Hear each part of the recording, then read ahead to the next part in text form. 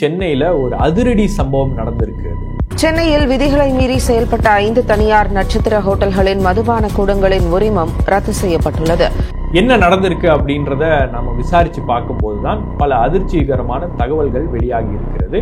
சென்னையில் இருக்கக்கூடிய நட்சத்திர விடுதிகளுக்கான அந்த ஹோட்டல்களுக்கான பார் சீல் அகற்றப்பட்டிருக்கிறது. சொகுசு ஹோட்டல்கள் 5 உள்ள பார்களுக்கு வைக்கப்பட்ட சீல் 2 நாட்களில் அகற்றப்பட்டிருக்கிறது. வணக்கம், இது ஏன் என்ற கேள்வி. நான் ஷபீர் அகமது. கடந்த ஆகஸ்ட் 3ஆம் தேதி சென்னையில் ஒரு அதிரடி சம்பவம் நடந்திருக்கு.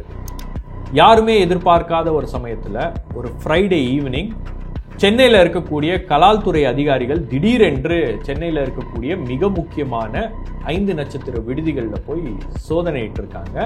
குறிப்பாக அங்கே இயங்கக்கூடிய அந்த பார் இருக்கு இல்லையா, அங்கே போய் சோதனையிட்டிருக்காங்க. வெளியாட்களுக்கு இவங்க ஆல்கஹாலை சர்வ் பண்ணுறாங்க அப்படின்ற ஒரு குற்றச்சாட்டும், அதே போல் அந்த பாரில் இருக்கக்கூடிய அதிகாரிகள்கிட்ட கேட்டிருக்காங்க, மேனேஜர்ஸ்கிட்ட கேட்டிருக்காங்க. அவங்கக்கிட்ட உரிமம் வேலிட் லைசன்ஸ் இல்லை அப்படின்ற ஒரு காரணத்துக்காக அவங்க என்ன பண்ணியிருக்காங்க, அந்த பார் இயங்கக்கூடாது அப்படின்னு சொல்லிட்டு அதை பூட்டி சீல் வச்சுட்டு அந்த அதிகாரிகள் வந்திருக்கிறார்கள். வந்ததுக்கப்புறம் இன்னொரு அன்யூஷுவலான விஷயம், அதாவது வித்தியாசமான விஷயம் என்னென்னா, எக்ஸைஸ் டிபார்ட்மெண்ட்லேருந்து ஒரு ப்ரெஸ் ரிலீஸ் ஒன்று வருகிறது. இந்த மாதிரி நாங்கள் இன்ஸ்பெக்ஷனுக்கு போனோம். இன்ஸ்பெக்ஷனுக்கு போனதில் சென்னையில் இருக்கக்கூடிய மிக முக்கியமான 5 நட்சத்திர விடுதிகளில், குறிப்பாக Taj Club House, Somerset, Radisson Blu, Hyatt Regency, Park, இந்த விடுதிகளில் இயங்கக்கூடிய இந்த பார்லாம் வெளியாட்களுக்கு அவங்க ஆல்கஹாலை சர்வ் பண்ணிட்டு இருந்தாங்க. இது போன்ற குற்றச்செயலில் ஈடுபட்டதுனால அதோடைய லைசன்ஸை நாங்கள் டெம்பரரியாக தற்காலிகமாக சஸ்பெண்ட் பண்ணியிருக்கோம் அப்படின்ற ஒரு ப்ரெஸ் ரிலீஸ் என்பது வருகிறது. அது செய்தியாக மாறுகிறது. யாருக்குமே புரியல, இந்த மாதிரியான ஒரு நடவடிக்கை சமீப காலங்களில் தமிழ்நாட்டில் நடந்ததில்லை. இவ்வளவு பெரிய ஹோட்டல்களுக்கெல்லாம் அதிகாரிகள் சோதனைக்கு போனாங்களா, யார் சொல்லி சோதனைக்கு போயிருக்காங்க அப்படின்ற பல்வேறு விஷயங்கள் நடந்து கொண்டு இருக்கும்போது, அது கூடுதலாக அதை பற்றி விசாரித்து கொண்டு இருக்கும்போது ஒரு 2 நாளில் அந்த நடவடிக்கையை வாபஸ் வாங்கிடுறாங்க. அந்த பார்லாம் இயங்கலாம் என்று மீண்டும் அவர்களுக்கு அனுமதி வழங்கப்படுகிறது. என்ன நடந்திருக்கு அப்படின்றத நம்ம விசாரித்து பார்க்கும்போது தான் பல அதிர்ச்சிகரமான தகவல்கள் வெளியாகி இருக்கிறது. அதை பற்றி தான் இந்த வாரம் ஏன் என்ற கேள்வியில் நம்ம பார்க்க போறோம்.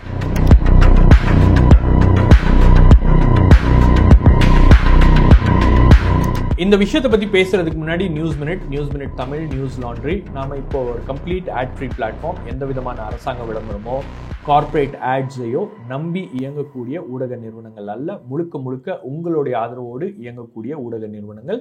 ஆகவே நாம் செய்கின்ற இந்த வேலை உங்களுக்கு பிடித்திருந்தால் அதை தொடர வேண்டும் அப்படின்னு நீங்கள் நினச்சிங்கன்னா இந்த QR கோட் மூலமாக உங்களுடைய ஆதரவை எங்களுக்கு தெரிவிக்கலாம். இந்த லிங்க் நான் டிஸ்கிரிப்ஷனில் கொடுக்குறேன்.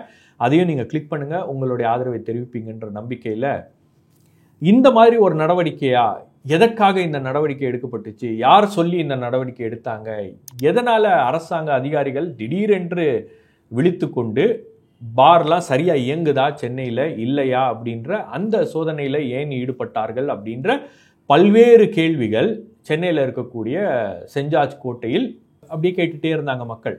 இதில் ஒரு 2-3 விஷயம் இருக்குது. ஒன்று என்னென்னா, இந்த மாதிரி ஒரு பெரிய ஸ்டார் ஹோட்டல்ஸ் மீது இந்த மாதிரி ஒரு நடவடிக்கை பாய்வது ரொம்ப அபூர்வம். ஏன்னா அந்த ஸ்டார் ஹோட்டல்ஸ்லாம் பெரிய நிறுவனங்கள், பெரிய அளவுக்கு கவர்மெண்ட்டை இன்ஃப்ளூயன்ஸ் பண்ணக்கூடிய ஒரு சக்தி படைத்த அமைப்புகள் அப்படின்றதுனால அவர்கள் மீது இந்த மாதிரியான ஒரு நடவடிக்கை பலரை ஆச்சரியப்படுத்தி இருக்கு.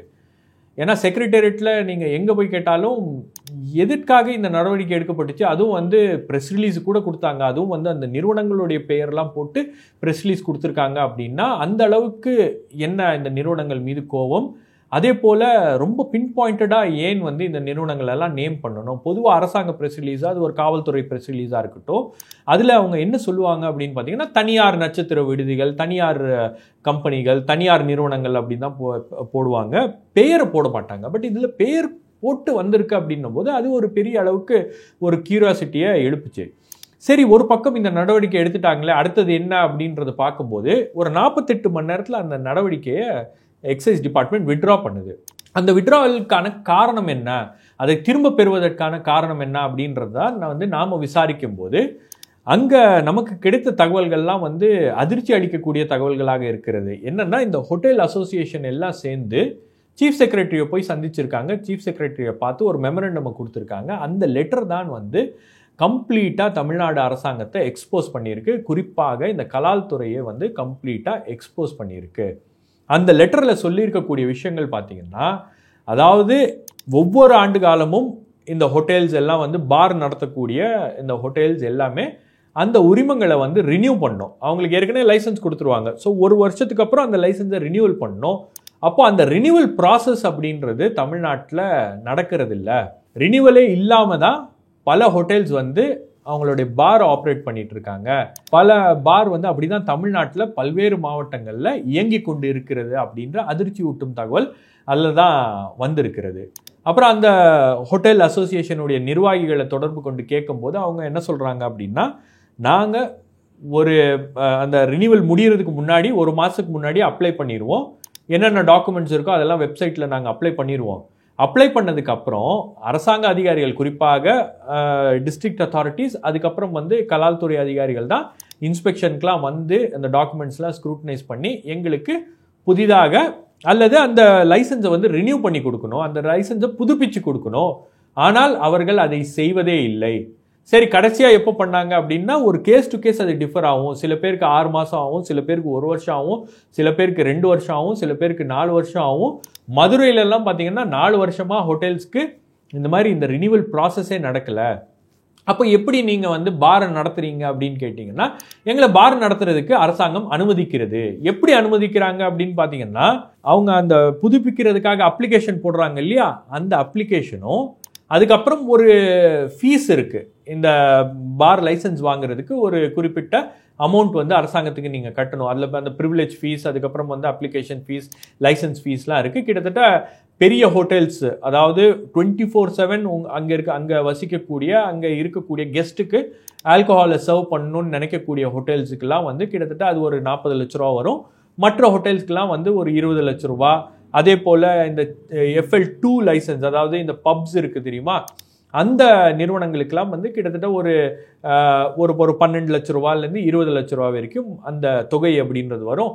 அந்த தொகையை கட்டிட்டோன்னா அதுதான் வந்து எங்களுக்கு சர்டிஃபிகேட்டு. அதை வச்சு தான் நாங்கள் இந்த பாரை ரன் பண்ணுறோம், பாரை ரன் பண்ணுறதுக்கு எங்களை அலோவ் பண்ணுறாங்க அப்படின்றது தான் அவர்களுடைய தகவலாக இருக்கிறது. அப்போது ஒரு நிறுவனத்துக்கு நீங்கள் வந்து உரிமத்தை கொடுக்கணும் அப்படின்னா அது உரிமம் மட்டும்தான் இருக்க வேண்டும். அதில் அவங்களுக்கு ஒரு சில ஷரத்துகள் இருக்குது, ஒரு சில க்ரைட்டீரியா இருக்குது. இப்போது ஒரு நிறுவனத்துக்கு நீங்கள் வந்து ஒரு உரிமம் கொடுக்குறீங்க அப்படின்னா, ஒரு ஹோட்டலுக்கோ அல்லது ஒரு பாருக்கோ ஒரு உரிமம் கொடுக்குறீங்க அப்படின்னா ஃபயர் அண்ட் சேஃப்டி டிபார்ட்மெண்ட்லேருந்து NOC வாங்கணும். அதுக்கப்புறம் அந்த பில்டிங்குடைய ஓனர்ஷிப் ரெக்கார்ட்ஸு, அதுக்கப்புறம் அதை லீஸ்க்கு அவர் எடுத்திருக்காரா அல்லது அவர் வந்து அந்த பில்டிங்க்கு சொந்தக்காரரா அப்படின்றது அவங்க வந்து அந்த டீட்டெயில்ஸ் எல்லாம் கொடுக்கணும். அந்த ரெக்கார்ட்ஸ் எல்லாம் ஃபர்னிஷ் பண்ணணும்.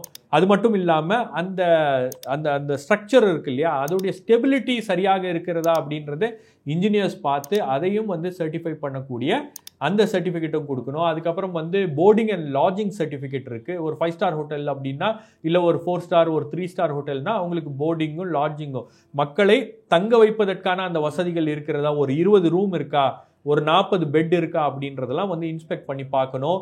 அதுக்கப்புறம் வந்து அவங்களுக்கு இந்த ஃபுட் சேஃப்டி டிபார்ட்மெண்ட்லேருந்து ஒரு சர்டிஃபிகேட் வேணும். அப்புறம் ப்ராப்பர்ட்டி டேக்ஸ் கட்டியிருக்காங்களா, இன்கம் டேக்ஸ் கட்டியிருக்காங்களா, அவர்கள் மீது வழக்குகள் ஏதாச்சும் இருக்கா, அல்லது ஏதாவது ஒரு வழக்கில் அவங்க கன்விக்ட் ஆகியிருக்காங்களா அப்படின்றதெல்லாம் வந்து பார்த்த பிறகுதான், அந்த ப்ராசஸ்லாம் முடிஞ்சது பிறகுதான் வந்து ஒரு லைசன்ஸே கொடுப்பாங்க. அப்போ ஒவ்வொரு முறையும் ரினியூ பண்ணும்போது இந்த ப்ராசஸ்லாம் வந்து நடக்கணும். அப்போ பல கேசஸில் இந்த ப்ராசஸ் அப்படின்றது நடக்கிறது இல்லை அப்படின்றது தான் வந்து அதிர்ச்சி ஊட்டக்கூடிய தகவல்களாக இருக்கிறது. அப்போ இந்த ப்ராசஸ்லாம் நடக்காமல் எப்படி இந்த பாரை நீங்கள் வந்து அலோவ் பண்ணுறீங்க, எப்படி இவங்கெல்லாம் வந்து சாராயம் விற்கலாம், அதே போல் மக்கள்கிட்ட பணத்தை வசூல் பண்ணலாம் அப்படின்றத நீங்கள் எப்படி அலோவ் பண்ணுறீங்க அப்படின்னா, நிறைய பேர் நம்ம பேசும்போது என்ன சொல்கிறாங்கன்னா, இந்த அசோசியேஷனில் இருக்கக்கூடியவர்கள், அதே போல் நம்ம வந்து நிறைய பேர்கிட்ட ரீச் அவுட் பண்ணி இந்த டீட்டெயில்ஸ்லாம் கேட்கும்போது அவங்க என்ன சொல்கிறாங்க, இந்த மாதிரி நாங்கள் வந்து பணத்தை கட்டிட்டோம் அப்படின்னு அந்த ஸ்லிப்பை எடுத்துகிட்டு போய் டாஸ்மாகில் காமிச்சோன்னா அந்த ஸ்லிப்பை வச்சுட்டு அவங்க வந்து எங்களுக்கு சரக்கு கொடுத்துட்றாங்க. ஏன்னா டாஸ்மாக் தான் வந்து இன்னைக்கு சாராயத்தை விற்கிறது, அரசாங்கம் தான் அதை விற்கிறது. அப்போ அவங்க தான் அதெல்லாம் கண்ட்ரோல் பண்ணுறாங்க அப்படின்னும் போது இந்த ஸ்லிப் இருந்துச்சுன்னா எங்களுக்கு வந்து அவங்க சாராயத்தை கொடுத்துட்றாங்க. அதை தான் நாங்கள் கொண்டு வந்து பெரிய பெரிய நட்சத்திர விடுதிகள்லையும் பெரிய பெரிய பப்ஸ்லையும் வந்து நாங்கள் அதை தான் வந்து வியாபாரமாக செய்கிறோம் அப்படின்னு சொல்கிறாங்க. அப்போது ஒரு இடத்துக்கு லைசன்ஸ் கொடுக்கணும் அப்படின்னா அது முழுமையான ஒரு லைசன்ஸாக மட்டும்தான் இருக்க முடியும். நீங்கள் ரினியூவலுக்கு அப்ளை பண்ணியிருக்கீங்க அப்படின்றதும் ரினியூவலுக்காக நீங்கள் பணம் கட்டியிருக்கிறேன் அப்படின்ற அந்த ரெசிப்டும் வந்து உரிமம் கிடையாது, அது லைசன்ஸ் கிடையாது. அப்போ அதை வைத்துக்கொண்டு இந்த நிறுவனங்கள் எப்படி இயங்குகிறது அப்படின்ற அந்த கேள்விதான். அரப்போர் ஜெயராம்கிட்ட பேசும்போது அவர் என்ன சொல்றாருன்னா, லைசன்ஸ்னா அது லைசன்ஸா மட்டும்தான் இருக்கணும், நீங்க ரினியூவல் பண்ணிட்டீங்க அப்படின்றதெல்லாம் லைசன்ஸா கன்சிடர் பண்ண முடியாது, அதை எடுத்துக்கொள்ள முடியாது, இது முழுக்க முழுக்க ஒரு இல்லீகல் பிஸ்னஸ் தான், முழுக்க முழுக்க இல்லீகலா தான் இந்த பார்லாம் வந்து நடந்து கொண்டு இருக்கிறது அப்படின்றாங்க. ஸோ இதெல்லாம் வந்து ஹோட்டல் அசோசியேஷன் சொல்லக்கூடிய விஷயங்கள்.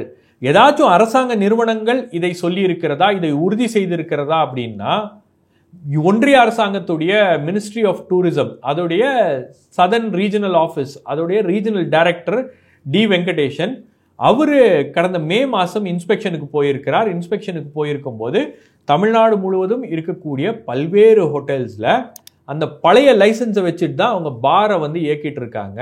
அதே போல் இந்த ஃபீஸை நாங்கள் கட்டிட்டோம், ரினியூவலுக்கான ஃபீஸை கட்டிட்டோம் அப்படின்றத வச்சுட்டு தான் இந்த இந்த பார்லாம் வந்து ரன் ஆகிட்டு இருக்கு அப்படின்ற அந்த குற்றச்சாட்டோட அதை சரி செய்ய வேண்டும் அப்படின்னு சொல்லிட்டு அவர் வந்து இந்த ஹோட்டல் அசோசியேஷன் பிரசிடென்ட்டுக்கு ஒரு கடிதம் எழுதியிருக்கிறார்.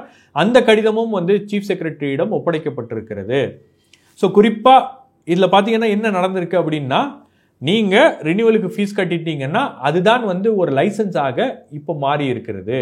உண்மையான லைசன்ஸ் உங்களுக்கு ரினியூ பண்ண லைசன்ஸ் உங்களுக்கு கிடைக்கிறதுக்கு பல ஆண்டு காலம் எடுக்கிறது அப்படின்றதுனால இதையே லைசன்ஸாக வச்சுக்கிட்டு நீங்கள் யூஸ் பண்ணுங்க அப்படின்ற ஒரு நடைமுறை தான் வந்து தற்போது தமிழ்நாட்டில் ஃபாலோ பண்ணப்படுகிறது அப்படின்றது தான் வந்து இருக்கிறதுலேயே ரொம்ப அதிர்ச்சியாக இருக்கிறது. ஏன்னா இந்த நிறுவனங்கள்லாம் வந்து சாதாரண நிறுவனங்கள் கிடையாது, இதெல்லாம் பெரிய கார்ப்பரேட் ஹவுசஸ், பெரிய பெரிய நிறுவனங்கள். இந்த பார் 5 ஸ்டார் ஹோட்டல் நடத்துகின்ற நிறுவனங்கள்லாம் பெரிய நிறுவனங்கள், பல லட்சங்களில் பல கோடிகளில் பிஸ்னஸ் செய்யக்கூடிய இந்த நிறுவனங்கள்லாம் வந்து இப்படி தான் இயங்குகிறது அப்படின்ற அந்த விஷயம் என்பது பெரிய அளவுக்கு அதிர்ச்சியாக இருக்கிறது. ஸோ முழுக்க முழுக்க பார்த்தீங்கன்னா இந்த விஷயத்தில் ஒரு பெரிய அளவுக்கு இந்த கலால் துறை என்பது செயல் இழந்து இருக்கிறது அப்படின்றது வெட்ட வெளிச்சமாக தெரிகிறது. அது மட்டும் இல்லாமல் இந்த விஷயம்லாம் வெளியே வந்ததுக்கப்புறம் இந்த ஹோட்டல் அசோசியேஷன்லாம் போய் இப்படி தான் வந்து உங்கள் துறை இயங்கிட்டு இருக்கு, நீங்கள் எங்களுக்கு புதுப்பிச்சு கொடுக்கலன்னா நாங்கள் எப்படி பிஸ்னஸ் பண்ணுறது, எங்களுக்கு பிஸ்னஸ் பண்ணுறதுக்கு நீங்கள் வந்து வழிவகை செய்து கொடுக்க வேண்டும், தற்காலிகமாச்சும் ஏதாச்சும் ஒன்று பண்ணி கொடுக்கணும் அப்படின்னோடனே அந்த ஆர்டர்லாம் ரிவோக் பண்ணிவிட்டு அந்த ஆர்டர்லேயே வந்து கமிஷனர் ஆஃப் எக்ஸைஸ் என்ன பண்ணுறாங்கன்னா மீண்டும் வந்து அந்த இடத்த அன்சீல் பண்ணி அவங்களுக்கு டாஸ்மாக்லேருந்து நீங்கள் சப்ளை பண்ணுங்கள், அவங்கள டாஸ்மாக்லேருந்து சாராயத்தை வாங்குவதற்கு ஆல்கஹாலை வந்து பர்ச்சேஸ் பண்ணுறதுக்கு அவங்களுக்கு அனுமதி அளிக்க வேண்டும் அப்படின்னு அனுமதி அளிச்சிருக்காங்க. அது மட்டும் இல்லாமல் ஒரு படி மேலே போய் கமிஷனர் ஆஃப் எக்ஸைஸ் என்ன பண்ணியிருக்காங்க அப்படின்னா சென்னை மாநகர காவல்துறைக்கு ஒரு கடிதம் என்பதை எழுதியிருக்கிறார்கள். அந்த கடிதத்தில் அவங்க என்ன சொல்கிறாங்கன்னா, இந்த மாதிரி ஒரு லைசன்ஸை ரினியூ பண்ணும்போது பல அட்மினிஸ்ட்ரேட்டிவ் லெவலில் பல இடங்களில் வந்து பெர்மிஷன் பல சர்டிஃபிகேட்ஸ்லாம் வாங்க வேண்டியது இருக்குது. குறிப்பாக ஃபயர் அண்ட் ரெஸ்கியூ டிபார்ட்மெண்ட், அதுக்கப்புறம் ஸ்டெபிலிட்டி சர்டிஃபிகேட், அதுக்கப்புறம் ப்ராப்பர்ட்டி டேக்ஸ், இன்கம் டேக்ஸ், அவர்கள் மீது வழக்கு இருக்கா இல்லையா அப்படின்ற இந்த விஷயங்கள்லாம் வந்து பார்த்து அதை பண்ணுறதுக்கு ஒரு அட்மினிஸ்ட்ரேட்டிவ் டிலே அப்படின்றது ஏற்படுகிறது, காலதாமதம் என்பது ஏற்படுகிறது. ஆகவே உங்களுடைய ஃபீல்ட் லெவலில் இருக்கக்கூடிய போலீஸ் ஆஃபீஸர்ஸ்லாம் நீங்கள் இன்ஸ்ட்ரக்ட் பண்ணுங்கள், இந்த மாதிரி அவங்க வந்து இந்த பாரு இந்த ஹோட்டலுக்கெல்லாம் போய் அவங்க இன்ஸ்பெக்ஷனுக்கு போகிறாங்க அப்படின்னா லைசன்ஸை வந்து அவங்க கேட்க வேண்டாம், லைசன்ஸ் இருக்கா இல்லையா அப்படின்றத அவங்க கேட்க வேண்டிய அவசியம் இல்லை, அவங்க ரினியூவலுக்கு அப்ளை பண்ணியிருக்காங்களா இல்லையா அப்படின்றத பாருங்கள், அதுக்கப்புறம் அவங்க ஃபீஸ் பே பண்ணியிருக்காங்களா அப்படின்றத பாருங்கள். இந்த விஷயத்த அந்த நிறுவனங்கள் செய்திருந்தால் அவங்கள பிஸ்னஸ் பண்ணுறதுக்கு நீங்கள் அலோவ் பண்ணுங்க அப்படின்ற ஒரு கோரிக்கையும் வைத்து ஒரு கடிதத்தை எழுதியிருக்காங்க. இதில் ஒரு விஷயம் உறுதியாக என்ன தெரியுது அப்படின்னா, ஒரு நிறுவனம் லைசன்ஸுக்காக ரினியூவலுக்காக அப்ளை பண்ணியிருக்கு அப்படின்னா அந்த நிறுவனத்துக்கு லைசன்ஸ் கிடைத்து விட்டது அப்படின்னு அர்த்தம் கிடையாது. அந்த நிறுவனத்துக்கு இன்னும் லைசன்ஸ் கிடைக்கல அப்படின்னும் போது அந்த நிறுவனத்தை அரசாங்கம் எப்படி அலோவ் பண்ணுறாங்க அப்படின்ற அந்த கேள்விதான். ஸோ அதுதான் வந்து இதில் இருக்கக்கூடிய பிரதானமான கேள்வி. இது முழுக்க முழுக்க ஒரு இல்லீகல் ப்ராசஸில் இது நடந்துக்கிட்டு இருக்கு அப்படின்றது தான் வந்து இதில் அதிர்ச்சி ஊட்டக்கூடிய ஒரு செய்தியாக இருக்கிறது. அதனால்தான் கலால் துறை இதை எப்படியாச்சும் மூடி மறைக்க வேண்டும் அப்படின்ற ஒரு நோக்கோடு அவர்கள் செயல்பட்டு கொண்டிருக்கிறார்கள். அதை மூடி மறைக்க வேண்டும் அப்படின்றதுக்காக தான் பத்திரிகையாளர்கள் யாராச்சும் தொடர்பு கொண்டு கேட்டால் கூட அது தவறாக நடந்து விட்டது, அது மிஸ்டேக்கில் அதை பண்ணிட்டோம், அதை சரி பண்ணிட்டோம் அப்படின்னு சொல்லிட்டு அதை மூடி மறைப்பதற்கான ஒரு நடவடிக்கையில் தான் அவங்க ஈடுபட்டிருக்காங்களே தவிர இதை சரி செய்வதற்கான ஒரு நடவடிக்கை அரசாங்கம் எப்போ எடுக்கும் அப்படின்ற ஒரு கேள்விதான். அது வரைக்கும் இந்த பார் எல்லாம் வந்து இல்லீகலாக தான் இயங்குவதற்கோ அல்லது லைசன்ஸ் இல்லாமல் ரினியூ பண்ணாமல் தான் இயங்குவதற்கு அலோவ் பண்ணுவாங்களா அப்படின்ற ஒரு முடிவு எடுக்க வேண்டும். ஒரு விஷயம், அங்கே ஏதாச்சும் ஒரு தவறு நடந்து போயிடுச்சுன்னா, அங்கே ஏதாச்சும் ஒரு அசம்பாவிதம் ஏற்பட்டு விட்டால் அதற்கு இந்த அரசாங்கம் பொறுப்பேற்றுக் கொள்ளுமா அப்படின்ற கேள்வியோடு இந்த ஷோவை முடிக்கிறேன். வேறொரு நிகழ்ச்சியில் உங்களை சந்திக்கிறேன். நன்றி, வணக்கம்.